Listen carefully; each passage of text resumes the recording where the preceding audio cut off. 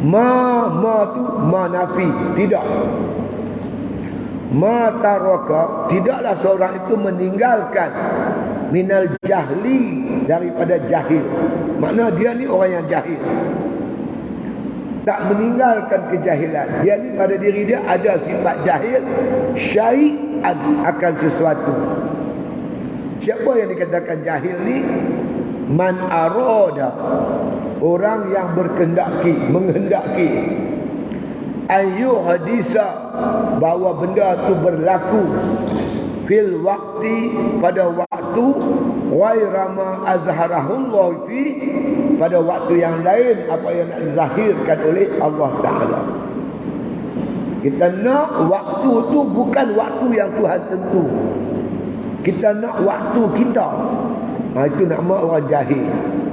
Kita kena faham apa yang berlaku mengikut waktu dan masa yang ditentukan oleh Allah Subhanahu Wa Ta'ala. Tak kira siapa, mesti ikut apa ketentuan Allah. Seorang isteri kita mengandung, Allah tentukan anak ni akan lahir dalam masa 9 bulan lebih. Kita nak anak kita lahir dalam masa 4 bulan. Tak boleh. Nak aku ni Presiden Amerika, aku nak isteri aku mengandung 3 bulan dia.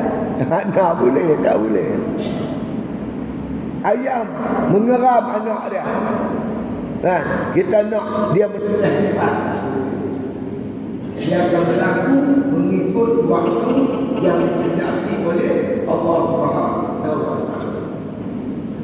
Allah tentukan pada azali Nabi Musa berperang dengan Fir'aun. Pada Allah 40 tahun. 40 tahun lepas barulah makna Nabi Musa boleh mengalahkan Fir'aun dalam masa 40 tahun. Tak boleh mengikut kehendak kita. Kita mesti benda itu berlaku dengan apa yang dikehendaki oleh Allah Ta'ala. Bila masa, bila ketika. Kita nak cepat itu tak boleh. Benda akan berlaku mengikut apa yang ditentukan oleh Allah Subhanahu Wa Ta'ala. Ya, baik. Nabi Musa nak menang cepat lawan Firaun ni, tapi dah Allah tentukan 40 tahun. 40 tahun lah apa kata Nabi Musa berjaya mengalahkan Firaun. Itu Nabi. Kita macam tu lah, tuan. Ada seorang kawan dia kahwin 15 tahun tak dapat anak. Saya katakan dia takdirkan kamu ada anak besar sampai masa kita insya-Allah berdoa jangan berhenti. Lebih kurang tahun lepas, tahun 2 tahun lepas, 3 orang mana ada betul-betul tidak tahu depan. Seorang satu. Jadi benda itu berlaku. Apa yang kita minta mengikut ketentuan Allah Subhanahu Wa Ta'ala. Ada hikmah dia, tuan. Ada hikmah. Di antaranya kata ulama, Allah Ta'ala lambat menunaikan permintaan kita. Kita minta cepat. Allah nak kita berikan hak sebut-sebut. Akhirnya Tuhan lambat makbul. Ada hikmah. Kadang-kadang benda yang senang dapat orang tak hargai. Bila dapat lambat, hampir masa dekat 2-3 tahun baru dapat dia sayang.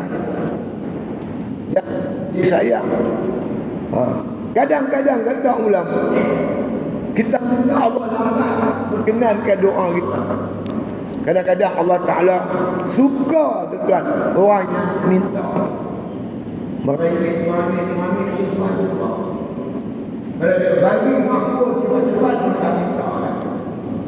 Allah lewatkan bagi kerana Allah suka, kata ulama, mendengar doa bagi orang yang meminta itu.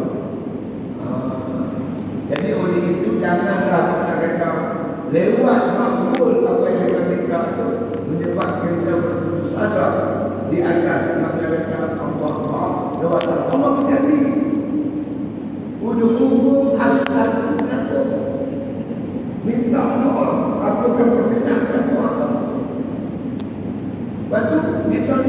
ikut kita. Ya, bukan ikut kita. Allah Ta'ala. Fil waqtil ladhi yurid. La fil waqtil ladhi turid. Allah berjanji perkenankan doa kita mengikut kehendak Allah. Bukan mengikut kehendak kita. Kalau mana kata kita menang, Tuhan dengar saja kita tak boleh. Kita yang dengar kehendak Allah Ta'ala. Menurut kata Allah, bukan Allah mengikut kehendak kita. Di sebalik lewat perkenan itu ada orang kata hikmat yang ada di sebaliknya. Jadi dari terbalikkan, kalau syaitan tak kata orang jahil bila jannah maka sesuatu itu berlaku ikut waktu yang lain daripada Allah Ta'ala. Sebaliknya orang yang alim, orang yang faham, dia reti bahawasanya segala apa perkara yang berlaku adalah kehendak dan ketentuan daripada Allah Subhanahu wa Ta'ala. Tuhan tahu dan Nabi kita Muhammad SAW pun tuan dalam perjuangannya mengambil masa 10-13 tahun di Mekah, 13 tahun di Mekah, 10 tahun di Madinah. Dalam masa 23 tahun baru Islamnya. Kita ni mana kata, ya Allah, kita yang sepenuh ni gajilah. Sedangkan Nabi pun mengambil masa yang begitu panjang untuk berbimbing umat kembali ke manusia kepada Islam. Jadi Allah Ta'ala suruh kita bersabar. Bila benda itu tak berlaku, itu belum kehendak Allah Ta'ala. Bila benda itu berlaku, barulah kita faham. Itulah benarnya apa yang dikehendaki oleh Allah Subhanahu wa Ta'ala atas kita. Jadi orang yang faham ini tak pernah kecewa daripada kita bermohon dan berdoa kepada Allah Subhanahu wa Ta'ala. Ya. Jadi apa yang kita hajati banyak secara tuan. Kadang kita berniaga, niaga rugi, niaga pernah untung, kadang-kadang untung, kadang-kadang rugi. Ada orang untung ilmu, kadang-kadang dapat, kadang tak dapat. Bila sampai masanya, insya-Allah Allah bagi. Macam seorang ulama tuan sekalian, namanya tak silap saya Ibnu Hajar. Dia pengarang kitab hukum. Seorang yang hebat dia. Kata ulama dia menjadi 40 tahun. 40 tahun dia menjadi. Ilmu tak boleh nak masuk. Dia tak boleh nak faham. Akhirnya dia macam sedih. Dia masuk dalam gua untuk ditapakur, berfikir apa jadi dengan aku ni. Mengaji Islam tak faham-faham. Dan dia masuk dalam gua tuan. Dalam gua itu ada ayat yang berbunyi. Batu tu boleh berlekuk dengan ayat yang lembut mendidik dan batu cara istiqamah. Batu yang keras boleh berlekuk. Maka dia pegang keras macam ni punya batu, tetapi kena ayat yang mendidik tapi istiqamah konsisten. Batu boleh berlekuk. Takkanlah aku dikeraskan dan tipu. Mungkin belum sampai masa ketikanya yang Allah kendaki bagi aku. Dia balik tuan. Dia balik kita tuan yang menuntut tadi. Akhirnya Alhamdulillah Allah buka dia mana dan kawan yang cukup tuan. Dia mengarang kitab Tuhfah, kitab Fiqh yang buku saya kata ketika dia mengaji di Mekah tu kitab Tuhfah sama tinggi dengan dia berdiri dia kata. Terbaik kita ada di tangan. Hingga dia menjadi terkenal tuan-tuan. Terkenal di Baghdad tu, terkenal. Bila dia jadi terkenal, maka khalifah nak lantik dia sebagai bukti. Bila nak lantik dia tak mau. Dia tak mau dia lari. Dia lari di mana? Dia lari di Mekah.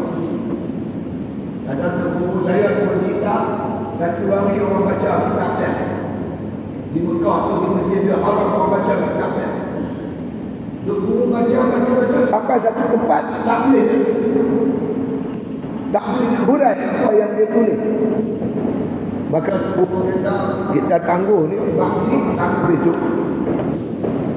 Saya tak dapat nak hurai maksud yang dikendaki oleh Ibn Hajar. Esok ni tuan-tuan sekalian, dia juga akan tengok, dia tengok orang baca kitab. Kemudian tu bila pelajar ni habis mengaji, turun pada tangga tu dia lahat. Lama dia kata yang mana? Dia petunjuk dia. Dia tulis.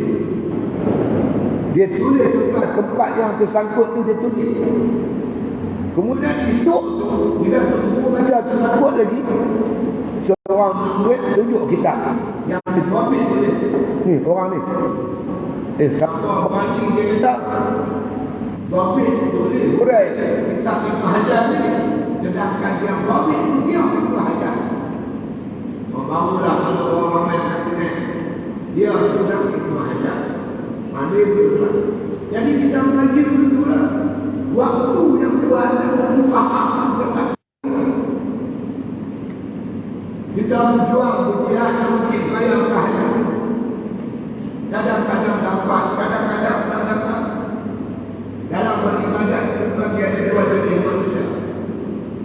Satu dikatakan ahlul ibadah. Satu lagi dipanggil ahlul inayah. Ahlul ibadah ni tuan-tuan, orang awam macam kita lah. Nak mungkin buat ibadat pasal berperang dengan hawa nafsu dan syaitan. Kadang-kadang kita boleh bangkit, kadang-kadang kita tak dapat bangkit. Kadang-kadang boleh buat ibadat, boleh bangkit malam, kadang-kadang kita tak dapat bangun malam. Kadang-kadang. Kadang-kadang boleh, kadang-kadang tak boleh. Fahamlah kita tuan-tuan, kita ni ahlul ibadah. Maksud ahlul ibadah, dia nak buat ibadat terpaksa bermujahadah. Terpaksa berjihad menentang hawa nafsu, menentang syaitan. Dan Allah berjanji, wallazina jahadu fina lanahdiyannahum subulana. Siapa yang sungguh-sungguh di jalan kami, bermujahadah jalan kami akan tunjuk jalannya. Kalau tuan-tuan ingin nak bangkit tahajud, tuan-tuan kena bermujahadah, kena berperang. Syaitan tidak akan beri galauan mudah pada tuan-tuan. Dia akan sekat, dia akan halang. Gaya kita tengok, kita sedap-sedap tengok pukul 5 pagi, pukul 4 pagi, tengok jam 4 pagi, gaya tuan-tuan nak bangkit pergi ambil air sembahyang. Syaitan kata apa? Awal lagi, baru pukul 4, tahajud pukul 6 pun ada. Lah ni subuh 6 subuh, pukul 6 boleh sembahyang tahajud. Dia kacau kita. Kadang-kadang kita menang, kadang-kadang boleh bangkit, kadang-kadang tak boleh bangkit. Kalau orang yang sabar, berdoa pada Allah, dia terus berjuang, berjihad, insya-Allah sampai masa ketika dikehendaki oleh Allah, Allah permudahkan dia bangkit sembahyang.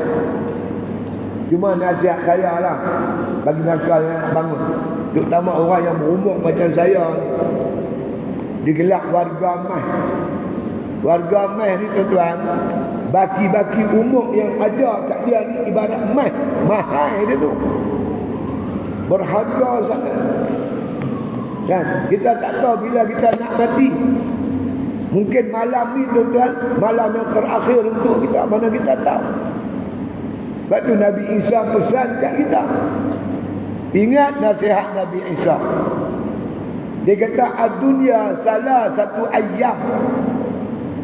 Dunia ni ada 3 hari.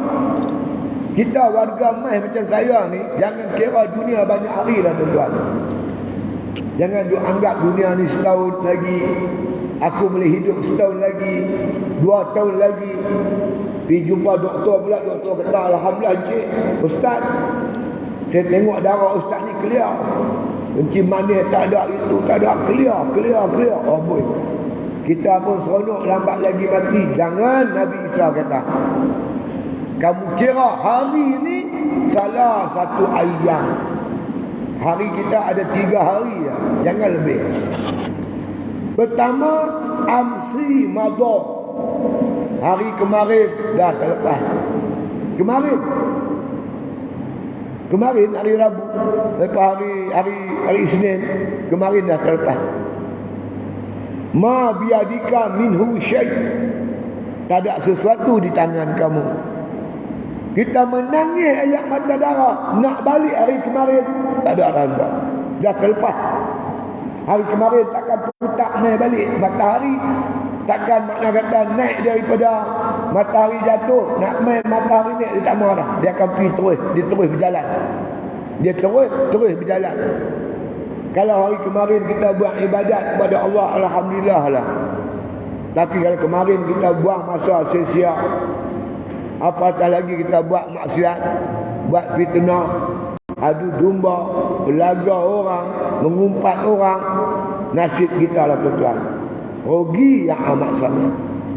Kemarin confirm bukan kita punya. Wa ghadan la tadri atudrikuhu amla, kata Nabi Isa. Hari besok kita belum pasti kita boleh berjumpa atau tidak hari besok. Hari besok belum tentu kita punya. Kita makan sebiji kurma tuan-tuan, kita gonyo-gonyo, kadang-kadang tak sempat telan tuan-tuan. Ajal kita sampai.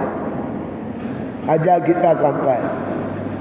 Kita langkah kaki kita yang kanan, kemungkinan tak sempat langkah kaki yang kiri, kita habis. Mungkin malam ni malam yang terakhir untuk kita. Baru ni ada seorang ibu, anak dia mengaji sekolah saya. Baru-baru ni dia ambil anak dia buat balik. Anak dia tu dia hantar mai tempat saya. Saya kata dekat dia, pasal apa kau mai jauh sangat ni, hantar di sini orang Kuala Lumpur. Payah ustaz, dia kata di Kuala Lumpur tu saya kerja, suami saya kerja. Lepas balik sekolah duduk melepak di bawah tu, kawan-kawan ramai. Jadi saya bimbang anak saya tu, saya hantar jauh sikit tempat macam ni, perkampungan macam ni. Lepas tu baru ni dia main ambil. Saya kata awak ambil. Payah ustaz nak ulang. Tak apalah, ambil lah. Rupanya suami dia nak meninggal tu. Saya balik mengajak macam ni, pukul 2 pagi saya di jalan raya, dapat panggilan dia telefon. Dia menangis. Suami dia kata baru meninggal. Tengah tidur tuan-tuan, serangan jantung. Telefon ambulans tak ada sampai, dia dah mati. Baik tu Nabi saya ingatkan kita, hari besok belum tentu. Wa ghadan la tadri atudrikuhu amla.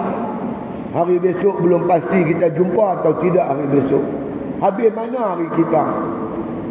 Kemarin confirm bukan dah. Besok belum tentu. Wa yaumun anta fihi faqtanimhu. Hari yang kamu ada padanya, rebutlah.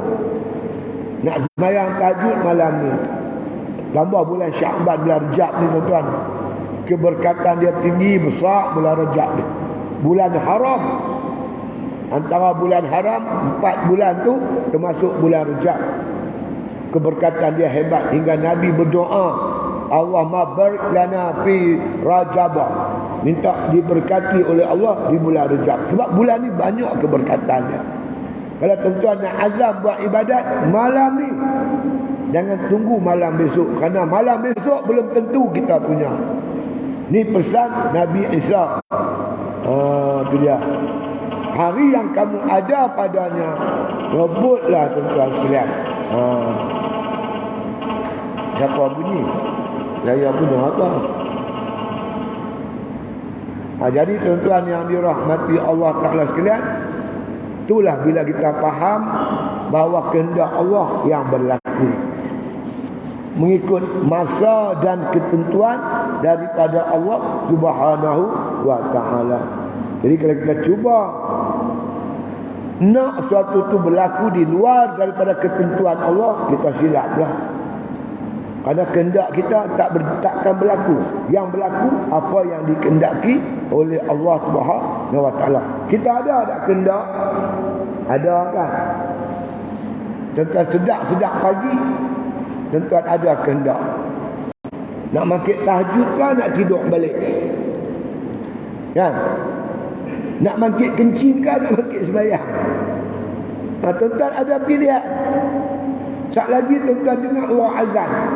As-salatu khairum minan naum. Tuan-tuan nak sembahyang di rumah ke?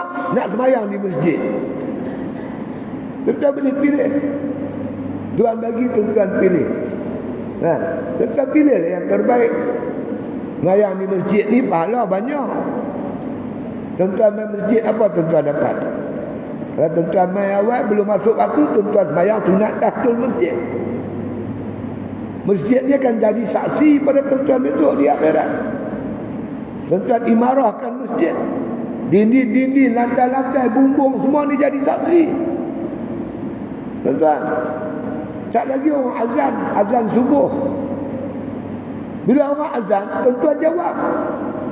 Di rumah jawab tak? Di rumah agak-agak di rumah jawab tak? Dengar azan di rumah, azan tak jawab azan. Di masjid tuan-tuan dengar ramai orang jawab, tuan-tuan pun jawab. Habis tu tuan-tuan berdoa. Doa lepas azan, pahala dia besar. Lepas tu tuan-tuan sembahyang sunat subuh.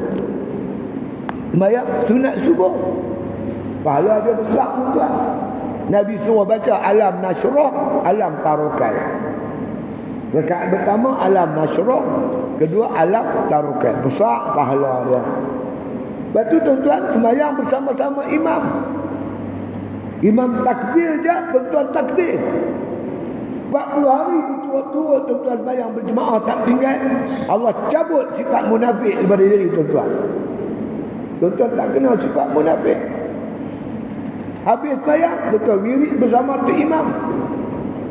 Alhamdulillahillazi lam yattakhidh walada wa lam yakul lahu syarikun fil mulki wa lam yakul lahu waliyyun minaz zulli wa kabbirhu takbira. Abu Hurairah meriwayatkan Nabi SAW bersabda, siapa baca yang ni, ayat ni, baca ni lepas sembahyang, Allah kurniakan ganjaran pahala seluas langit dan bumi.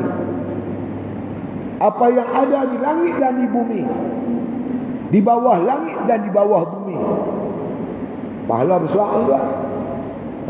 Tuan berdoa lagi lepas sembahyang, tuan bersalam pula dengan kawan-kawan tuan.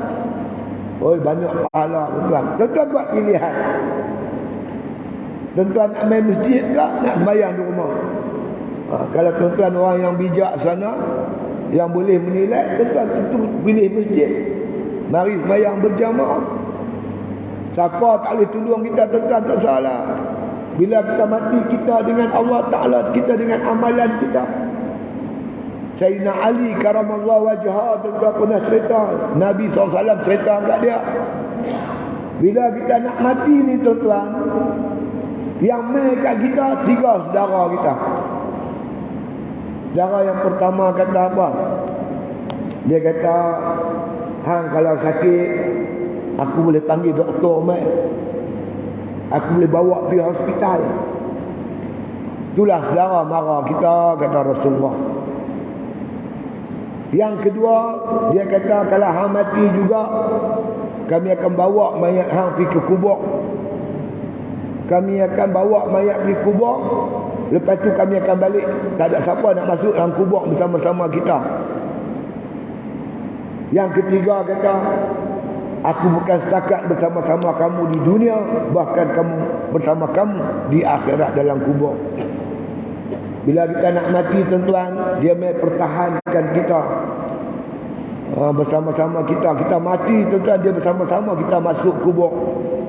Dia membela kita. Kata Rasulullah SAW, itulah amal ibadat kita yang akan ikut bersama-sama kita. Harta benda kita tuan-tuan, dia akan berkata, aku bersama-sama kamu ketika kamu hidup. Bila kamu mati, aku lari pergi ke orang lain. Saudara-saudara kita, dia cuma boleh tolong kita tuan-tuan, panggil doktor, hantar pergi hospital. Tapi yang kekal bersama-sama kita, yang akan bantu kita, iaitu amal ibadat kita. Jadi banyakkanlah amal ibadat. Jangan sampai tuan-tuan sekalian, makna kita habiskan sia-sia hidup kita ni, makna kita dengan tidak mengerjakan amal ibadat kepada Allah. Tapi dalam apa sekalipun tuan-tuan kita buat, kita jangan kecewa. Kadang-kadang kita berjaya, kadang-kadang tak berjaya. Tak berjaya, jangan putus asa. Mungkin belum tiba masanya yang ditakdirkan oleh Allah Subhanahu wa taala. Kata ulama, pintu yang sentiasa diketuk, dia akan terbuka satu hari. Kita ketuk pintu rumah kawan, kita bagi salam, kawan tak jawab. Besok mai lagi, kawan tak jawab. Sekali-sekala dia akan jawab. Tuan rumah mungkin ada dalam rumah. Begitulah kita berdoa, jangan penuh kecewa, jangan kecewa. Mungkin belum sampai masanya yang dikehendaki dan ditakdirkan oleh Allah Subhanahu wa taala. Kita kena faham macam tu. Baik, kita perincikan lagi kata Syekh Ibn Atta' ni, ma taraka minal jahli, tidaklah meninggalkan daripada kejahilan. Kita tak mau jadi orang yang jahil. Kita nak jadi orang yang ma'rifah, mengenai Tuhan. Kita wajib mengaji supaya kita kenal Tuhan. Antara Allah Ta'ala, antara sifat-sifat yang wajib kita tahu, Allah Ta'ala ni bersifat iradah. Allah tu muridun, Allah tu berkehendak. Tuan-tuan boleh tak bayangkan, kita ni ada sifat kehendak, Allah Ta'ala sifat kehendak juga. Tapi kehendak kita kadang-kadang jadi, kadang-kadang tak jadi. Nak kahwin dengan Mina, lah kahwin dengan Beda. Ada tak? Pasang ni aku macam mana pun nak ambil Mina buat bini aku. Lah. Mina kahwin orang lain, kita kahwin orang lain. Betul tak? Itu membuktikan banyak kehendak kita tak berlaku macam kita hendak. Apa yang Tuhan kehendaki pasti akan berlaku. Fa'alun lima yurid. Allah buat apa yang dikehendaki. Sebab tu kita jangan sombong, tuan-tuan. Kita jangan sombong, kita jangan kecewa, jangan putus asa. Kalau makna kata apa yang kita hendaki tak berjaya, jangan kecewa. Mungkin belum sampai masa dan ketikanya. Kan? Yang kita miliki pula Allah boleh tarik balik bila-bila Allah kehendaki. Sebab tu jangan sombong. Yang berjaya jangan sombong. Yang tak berjaya jangan kecewa. Berusaha hingga berjaya, insya-Allah.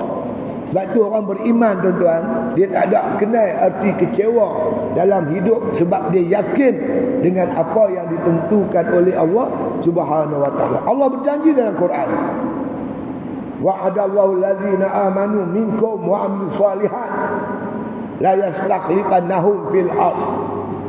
Allah berjanji pada orang beriman beramal soleh, Allah akan angkat mereka menjadi pemimpin di muka bumi Allah. Seorang sahabat, tuan-tuan, namanya Suraqah bin Malik. Suraqah bin Malik ni asalnya dia bukan orang Islam. Dia ni, tuan-tuan, intip Nabi.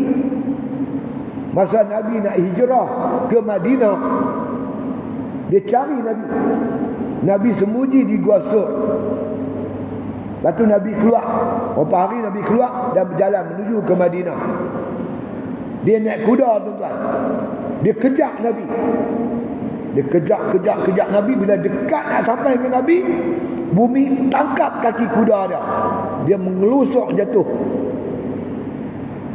Duduk sat lagi, tuan-tuan, Nabi jauh tu, kaki kuda ni dapat tarik ke atas balik. Dia naik kuda lagi, hambat Nabi lagi. Bila dekat nak sampai kat Nabi, bumi tangkap kaki kuda 3 kali, tuan-tuan. Lepas tu Nabi pergi kat dia, Suraqah, kenapa hang kejar aku? Kenapa hang hambat aku? Suraqah bin Malik kata, kami ditawarkan 100 ekor unta. Kalau dapat tangkap Nabi Muhammad, hidup atau mati. Nak dapat 100 ekor unta, Suraqah bin Malik hambat Nabi, cuba nak tangkap Nabi masa Nabi nak hijrah. Nabi kata, Suraqah, nak ada aku tawar kepada kamu satu tawaran yang lebih lumayan. Lebih lumayan daripada 100 ekor unta. Apa dia? Gelang emas Raja Parsi. Masa tu, tuan-tuan, 2 kuasa besar dunia, Rom dan Parsi. Parsi ni kuasa besar. Jadi Raja Parsi ni, kebesaran dia, gelang meh dia. Macam kita sini, kebesaran agung apa dia? Kerih panjang. Kan? Kerih panjang ni kan. Sultan-sultan dia, kebesaran dia kerih. Hang boleh tak ambil kerih tu? Tak boleh. Nak ambil kerih agung ni, kena kalahkan tentera Malaysia baru dapat kerih agung. Betul tak? Nak ambil gelang meh Raja Parsi, kena tumbangkan dulu kerajaan Parsi. Kan? Tapi sahabat-sahabat yakin, bila berita ni sampai kat sahabat, sahabat yakin satu hari Parsi akan tumbang. Parsi akan dapat dikalahkan. Betul tuan. Sahabat berusaha serang Parsi. Akhirnya berlaku perang Qadisiyah yang mengalahkan tentera Parsi. Ceritanya panjang tuan. Parsi ni bila dia perang, dia bawa tentera bergajah. Gajah ni akan rompoh dulu tentera musuh. Bila gajah ni rompoh tentera musuh, bila tentera musuh berceramah, masa itulah tentera Parsi akan panah, akan bunuh tentera musuh tadi ni. Dia pun buat begitu dengan tentera-tentera Islam. Dia letak di hadapan tu, tentera bergajah duduk depan. Tuan-tuan tahu apa tentera Islam buat? Wa ma ramaita iz ramaita walakin Allah rama. Dia panah mata gajah tu kan. Bila panah ni kena tepat mata gajah, gajah ni tuan-tuan ni mengamuk. Mata dia dah kena. Dia langgak tentera. Dia langgak bukan langgak tentera Islam, dia langgak tentera Parsi. Dia langgak tentera Parsi sendiri. Tentera Parsi berceramuk, maka tentera Islam pergi bunuh tentera Parsi. Dan akhirnya tuan-tuan, tentera Islam masuk ke istana Raja Parsi. Maka panglima dia ambil gelang meh Raja Parsi dan bagi kepada Sayyidina Umar radhiyallahu anhu. Umar ketika pegang gelang tu sambil menangis, sambil bertempik, wahai Suraqah bin Malik, di mana kamu? Hari ini aku nak menunaikan janji Rasulullah sallallahu alaihi wasallam. Itulah dia semangat sahabat-sahabat. Bila mereka faham kata bahawasanya Nabi nak bagi gelang meh Raja Parsi, mereka faham satu hari Parsi akan tumbang. Usaha akhirnya Parsi tumbang pada waktu yang dikehendaki oleh Allah Subhanahu wa taala. Gitu juga Nabi kata sebaik-baik panglima Islam yang boleh mengalahkan kerajaan Konstantinopel, kerajaan Byzantium, Rom Timur, Konstantinopel. Sahabat cuba berkali-kali tak berjaya, hinggalah sampai masa pemerintahan Sultan Muhammad Al-Fatih. Muhammad Al-Fatih ni tuan-tuan sekalian umur 18 tahun. Dikatakan seorang yang sultan yang cukup alim. Anak muda 18 tahun, alim, hafal Quran, hafal hadis, qiyamul lail tiap-tiap malam, tahajud tak tinggal. Dia mengembali panglima tentera ni mengalahkan, makna kata, kota Konstantinopel. Jadi makna bila waktu yang Tuhan tentukan. Bila kita faham ni, bila kita tak berjaya, belum masa lagi. Bila tak berjaya, belum masa. Jadi Allah Ta'ala janji akan beri kemenangan kepada Islam pada waktu yang dikehendaki oleh Allah Subhanahu wa taala. Bila kita nak cepat, bukan pada waktu kehendak, itu maknanya kita jahil, tak faham. Orang yang faham, dia yakin dengan janji-janji Allah Ta'ala, tetapi pada waktu yang dikehendaki oleh Allah Subhanahu wa taala. Itu maksudnya. Itu dia. Itu dia. Man arada an yuhdisa fil waqti, iaitu orang yang berkehendaki benda-benda, satu benda tu berlaku pada waktu ghaira ma azharullahu fihi, pada waktu yang lain daripada yang dikehendaki oleh Allah. Kita ada anak kita, dia mengaji, dia hafal Quran, jangan kecewa. Kadang-kadang budak-budak ni tuan-tuan 4 tahun boleh habis. Ada budak-budak 4 tahun Ada seorang budak tu, dia ke umur dia 10 tahun. Dia keluar dari Misi Melaya. Dia mengaji di pondok saya, tak hafal Quran. Dia mai tu masuk umur dia 10 tahun. 10 tahun dia jam 4. Jam 4 kan. Umur dia tuan-tuan sekalian 13 tahun dia habis Quran. Ada yang cepat. Kalau takhliah anak kita lewat, tak apa, jangan kecewa, jangan puas dia. Jangan paksa dia. Kan? Kerana budak-budak ni ada kuat, ada yang cepat, ada yang lambat. Kan? Kita jangan kata ni. Bila sampai masa ketika dia, insya-Allah kita banyak bersabar. Kerana apa? Kerana kita ni hamba Allah. Kita sebagai hamba Allah, kita tertakluk di bawah kehendak Allah Subhanahu wa taala bila masa dan ketikanya. Inilah tuan-tuan, ada ulama kata dalam kita buat kerja-kerja Islam ni, dia ada dua benda yang kita kena pegang. Yang pertama umrun Nuh, kedua wasabrun Ayub. Pertama, perlukan umur Nabi Nuh. Maknanya perlukan masa macam masa Nabi Nuh. Memerlukan masa yang panjang. Kalau tuan-tuan umur panjang macam saya, tuan-tuan boleh tengok dua keadaan. Tahun 71 saya kerja tuan-tuan di Kuala Lumpur. Tahun 71. Bila saya bekerja tuan-tuan, pak saya desak saya suruh kahwin. Kahwin lah, siapa nak masak makanan hang? Takkan makan di kedai ya. Macam-macam lah pak boleh tiap. Saya bukan tak mahu kahwin. Kalau boleh nak kahwin, biarlah isteri menutup aurat. Masa tu tuan-tuan, nak cari perempuan pakai sekap pun payah. Demam dogiang remah. Kita kalau boleh biarlah ya pakai sekap pun jadilah dulu. Nak cari pakai sekap pun payah tuan-tuan. Betul. Kemudian berlaku gerakan dakwah. Islam masuk ke pejabat-pejabat. Di pejabat ada kuliah, sana ada kuliah, sini ada kuliah. Hari ini di mana tuan-tuan nak cari kaki tangan kerajaan yang tak pakai tudung? Cuba cakap. Tuan-tuan pilih kaunter-kaunter kerajaan, boleh kata perempuan tu semua bertudung. Tuan-tuan pilih kaunter-kaunter bank, perempuan semua bertudung. Maknanya tuan-tuan, perubahan tu ambil masa. Dia mengambil masa. Satu proses yang memerlukan masa. Yang itulah tuan-tuan, kita makna bila kita nak benda tu berlaku dengan cepat, bukan mengikut masa yang dikehendaki, artinya kita tak faham sunnatullah. Kan? Pokok tu dia tumbuh sampai nak keluar hasil. Hari ni tanam, mana boleh hari ni keluar buah. Hari ni tanam, hari ni buah, mana boleh. Dia ambil masa. Setiap masa, insya-Allah hang tak suruh dia akan berbuah. Dia akan luruh buah tu. Buah durian, jangan kait.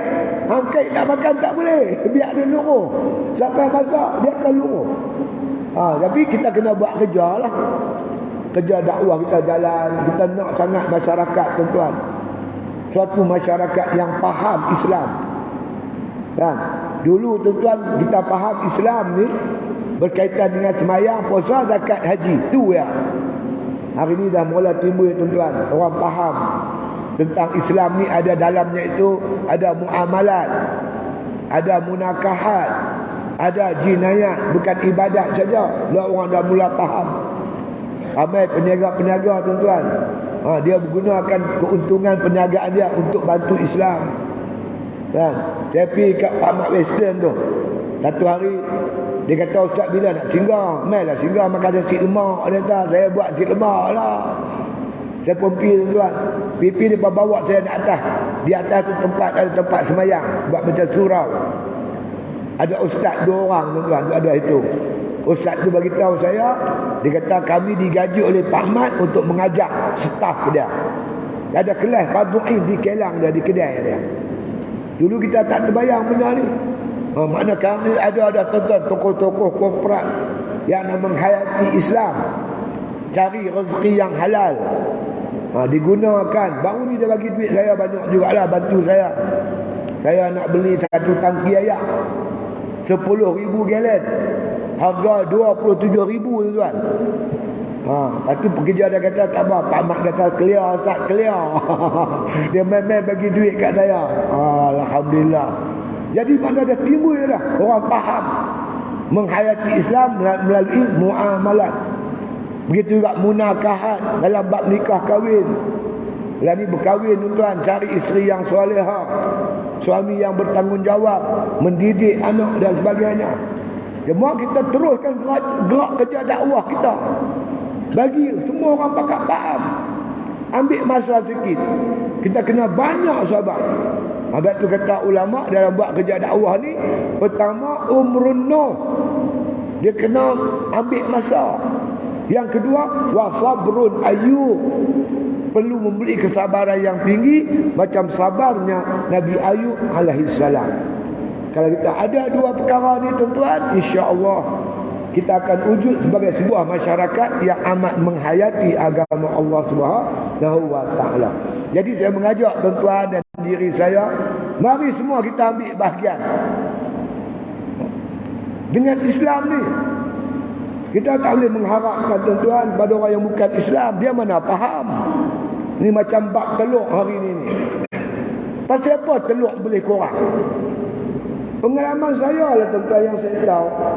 Saya tak biasa belah ayam telur. Itik telur saya biasa belah. Saya belah dekat 20 tahun tuan-tuan itik telur. Saya buat telur masin. Mana ada itik tak telur? Hari-hari dia telur. Kalau itik ni tak telur, itik lain telur. Aku tak kenal lah itik mana telur.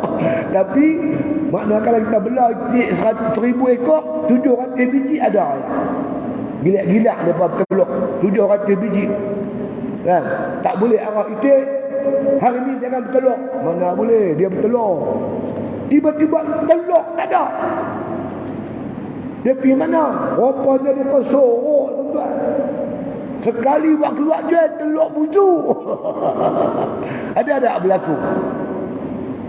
Peniaga mementingkan tuan-tuan keuntungan. Hantar telur pergi keluar negara, ke Singapura dengan ke Thailand. Cuba jangan ekspor. Kita ada kepentingan, kita ada jati diri. Aku warga negara Malaysia. Aku nak bagi orang Malaysia ni cukup telur baru hantar ke tempat lain. Ada makna kata kepribadian, sayang dan cintakan negara. Masalah telur tak timbul. Kerana Malaysia tuan-tuan jadi pengeluar telur nombor 5 dalam dunia. Cukup. Tapi nak cari untung, nak untung lebih, ini yang masalah. Lepas tu kita nak melahirkan peniaga-peniaga yang berjiwa Islam.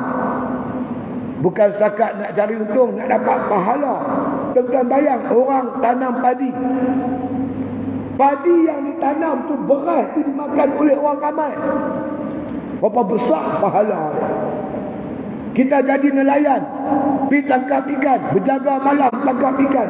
Ikan yang kita tangkap dimakan oleh orang ramai. Besar pahala tuan-tuan. Untung-untung juga, tapi tak letak untung di depan, tetapi lebih kepada peri kemanusiaan, human right. Makna kata dengan semangat kemanusiaan, barulah akan selesai masalah kita. Kalau semua pakat cari untung, habislah tuan-tuan. Tengah orang pun tak cerdik. Dia kata barang mahal jangan beli. Mana boleh. Dia meniaga ayam. Dia tu meniaga nasi ayam. Ayam mahal jangan beli ayam. Habis nasi ayam tak ada ayam mana boleh. Saya jual nasi ayam, tulis besar-besar nasi ayam. Nasi saja ayam tak ada. Mana boleh, mesti ada ayam. Tuan-tuan tengok orang meniaga sate. Sate daging, sate ayam. Sate ayam yang banyak orang beli. Dia tak? Jadi bukan cara makna kata kita buat macam tu, dengan cara kita tanamkan semangat kepada rakyat Malaysia supaya memiliki jiwa kemanusiaan, ada perasaan kasih sayang pada manusia, bukan setakat mencari keuntungan di muka bumi Allah. Inilah yang ditunjuk oleh agama Islam, yang makna kata menjaga makna kata maslahah umat manusia seluruhnya, insya-Allah. Kita pupuk pelan-pelan tuan-tuan, insya-Allah. Saya percaya satu hari akan bangkit wujud di muka bumi ini manusia, bukan setakat dia mencari keuntungan, tapi juga mana nak mendapat ganjaran pahala daripada Allah Subhanahu wa taala. Inilah yang dikatakan ajaran Islam. Jadi segala cita-cita kita ni kita kena ingat akan berlaku pada masa dan waktu yang dikehendaki oleh Allah Subhanahu wa taala. Tuan-tuan, kalau boleh tuan-tuan cuba ikuti, tengok macam mana Cina tanam buah buah kana, pokok kana. Tuan-tuan biasa tengok tak pokok kana? Pokok kana saya tak biasa tengok, buah kana saya biasa tengok. Buah kana tu yang duduk jeruk dalam balang tu. Dulu-dulu masa saya kecil, dia ada buah kana yang kering tu. Dia buah 3 biji, dia pulih-pulih dalam kertas. Lah ada lagi ya? Buah kana kita biasa tengok, pokok kana tak biasa. Tapi saya baca satu artikel tuan-tuan yang ditulis oleh orang, pokok kana ni dia cuma akan berbuah apabila dia sampai masa matang dia 100 tahun. Tanam hari ni 100 tahun akan datang baru dia boleh berbuah. Jadi orang yang tanam pokok kana ni, dia sendiri yakin yang dia tak boleh makan buah kana, pokok yang dia tanam. Habis dia tanam buat apa? Aku tanam, anak aku makan. Kalau anak aku tak makan, cucu aku makan buah dia. Kalau cucu aku tak boleh makan, zuriat aku satu hari akan dapat makan buah kana, pokok yang aku tanam. Begitulah kita tuan-tuan, ibarat begitu kita buat kerja-kerja dakwah, seru manusia pada Islam. Mungkin kita tak boleh melihat tuan-tuan sekalian kejayaan Islam pada masa kita hidup, tapi yakinlah tuan-tuan, satu hari zuriat kita, generasi kita akan menghayati kecantikan Islam yang diturunkan oleh Allah Subhanahu wa taala. Kenapa? Kerana waktu yang akan Allah bagi kejayaan itu mengikut waktu yang dikehendaki oleh Allah Subhanahu wa taala, insya-Allah. Jadi tuan-tuan faham kot apa maksud saya. Jadi marilah kita tuan-tuan meletakkan diri kita ni sebagai orang yang bersungguh-sungguh buat kerja Islam, menghayati Islam untuk diri kita, rumah tangga kita, masyarakat kita, dan kepuncaknya untuk negara kita yang kita cintai ini, insya-Allah.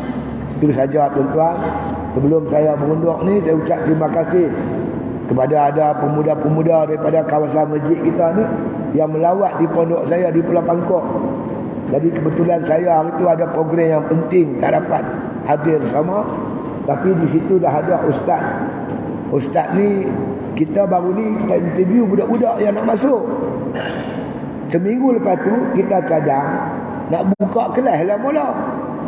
Rupanya tuan-tuan tahun ni penggal dia habis bulan 2. Esok baru habis penggal. Depa duduk mengaji lagi, tak periksa lagi. Bulan 2 esok ni baru habis periksa. Kalau begitu saya kata kita mula kelas pengajian bulan 3. Jadi bulan 3 lah kita mula pengajian, insya-Allah. Jadi yang mana pergi minta maaf lah, saya tak ada. Pasal apa? Kebetulan pula ada benda penting. Saya pun lupa dah apa benda, saya pun lupa dah. Tapi memang tak boleh pergi lah. Tapi di pondok saya tu dah ada ustaz yang nak mengajar tu dah ada. Cakap ni tuan-tuan saya ingat lebih dah 90% pembangunan dia tu. Tinggal kerja-kerja, ada kerja-kerja sikit-sikit lagi lah. Seperti kita nak pasang tangki air, nak pasang pep-pep air semua. Kemudian kita nak buat pagar, dan kita nak filing kawasan tanah yang kita tambak tu takut dia roboh. Itulah tinggal lagi sikit kerja, dan masih lagi kita memerlukan lagi makna kata sumbangan orang ramai, sumbangan tuan-tuan ni. Saya ucap banyak-banyak terima kasih lah. Cakap ni tuan-tuan, kita dah habis makna kata barang-barang hardware dah habis, lebih kurang 1 juta ringgit kita dah habis. Kemudian tukang dia ambil pembayaran dia, upah dia lebih kurang 600,000. Dan setakat ni kita dah jelaskan 415,000. Kira-kira hampir 200,000 lagi yang belum selesai, insya-Allah. InsyaAllah dengan pergerakan kewangan ni saya nampak, insyaAllah mudah-mudahan Allah Ta'ala boleh selesaikanlah bagi kita, selesailah semua hutang-hutang yang berkaitan dengan pembangunan madrasah kita ni. Jadi sumbangan tuan-tuan, saya ucap balik-balik terima kasihlah. Kalau tuan-tuan tak tolong saya pun kali buat apa, saya pun tak mampu. Inilah makna kata usaha-usaha kita diberkati oleh Allah Ta'ala. Ucap banyak terima kasihlah pada semua pihak, insya-Allah. Bismillahirrahmanirrahim. Alhamdulillahi Rabbil Alamin. Wassalatu wassalamu ala ashrafil anbiya'i wal mursalin wa ala alihi wa sahbihi ajma'in. Allahumma ahsin akhibatana fil umuri kulliha wa ajirna min khizyi dunya wa azabil akhirah. Allahumma la tusallit alaina bi dhunubina man la yakhafuka wa la yarhamuna. Allahumma ij'al khayra ayyamina yawma nalqa wa anta radin anna waqtin bi salihati a'malana tawaffana muslimin wa alhiqna bis salihin waghfir lana wa liwalidayna wa limasyayikhina wa lil muslimin ajma'in. Subhana rabbika rabbil izzati amma yasifun wa salamun alal mursalin walhamdulillahi bil alamin.